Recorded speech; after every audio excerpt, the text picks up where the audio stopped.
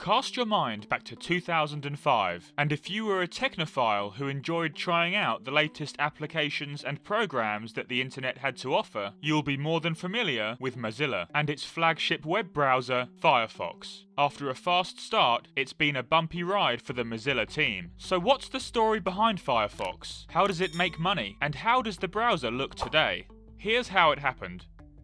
Mozilla's roots can be traced back to the most popular internet browser of the 1990s, Netscape. In January 1998, Netscape CEO Jim Barksdale announced that the browser's source code would be made publicly available for free licensing. The idea was to harness the creativity of the world's greatest developers, taking the best enhancements made and using them to improve their own product, a project entitled the Mozilla Organization. The name Mozilla came from the phrase Mosaic Killer, as Mosaic was the market-leading web browser prior to Netscape, and Mozilla.org was launched in February 1998.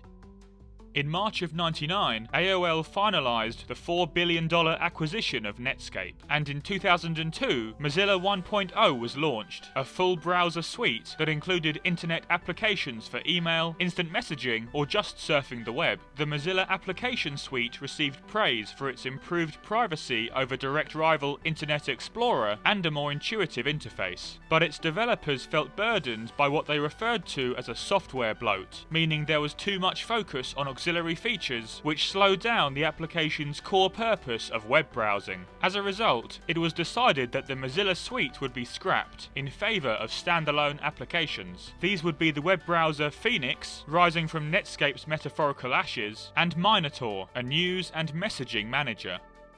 In 2003, AOL announced they were greatly reducing their web browsing efforts, and with that came the creation of the independent Mozilla Foundation, a not-for-profit organization that would operate all Mozilla products, which shared the common goal of promoting openness, innovation, and participation on the internet. AOL pledged $2 million to the foundation over the course of 2 years to help Mozilla achieve its goals, as well as donating resources like hardware, intellectual property, and some key personnel.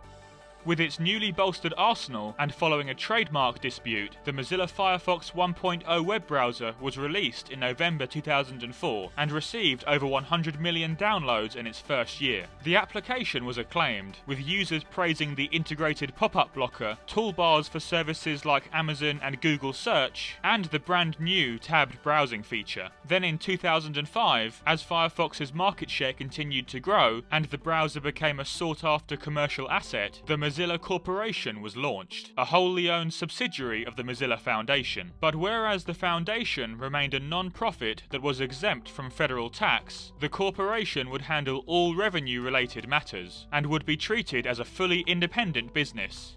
As a now commercial entity, the Mozilla Corporation no longer needed to abide by such strict laws, and was placed chiefly in charge of the development of Mozilla's internet applications, specifically Firefox and the newly renamed Thunderbird email client. Crucial to the corporation's future was the 6-year partnership agreed with Google in 2005, which made the search engine the default option to all Firefox users. The fee paid by Google for this privilege was believed to be nearly $50 million, which accounted for 95% of the foundation's total income. The company later published what it called the Mozilla Manifesto, which included 10 key principles which explicitly set out their aspirations of harnessing the internet to further human progress. By 2009, Firefox boasted an impressive 30% market share of web browsers worldwide, almost all of which was taken directly from under the nose of Internet Explorer, whose share had dropped from 90% in 2004 to 60%. But the launch of Google Chrome sadly spelt the end of Firefox's meteoric rise. Google's offering, which was released in 2008, grew even faster than Firefox had done, becoming the internet's #1 browser by 2012. After extending its search deal with Google by a few years, Mozilla then formed an agreement with Yahoo, who would pay $375 million per year to become the new default search engine. However, the browser terminated their contract early in 2017, stating that Yahoo's acquisition by Verizon had changed their circumstances sufficiently to warrant its cancellation. Both parties ended up suing each other, and resulted in the return of Google as Firefox's default search engine. Away from Firefox, Mozilla has had several more success stories, including the continuation of the Application Suite, now known as SeaMonkey, Gecko, the engine that powers Firefox, and its programming language, Rust. But in the mobile world, Firefox never really caught on. From Minimo, a browser designed for portable devices, to its short-lived operating system, Mozilla's impact on the mobile browsing market has been minimal at best. But the company still considers itself as a pioneer of the open web, and with a 10% market share on desktop computers and 5% overall, their position in the market is still significant. But they've got a lot of catching up to do if they want to regain their status as the most cutting-edge browser available. And that's how it happened. Thanks for watching.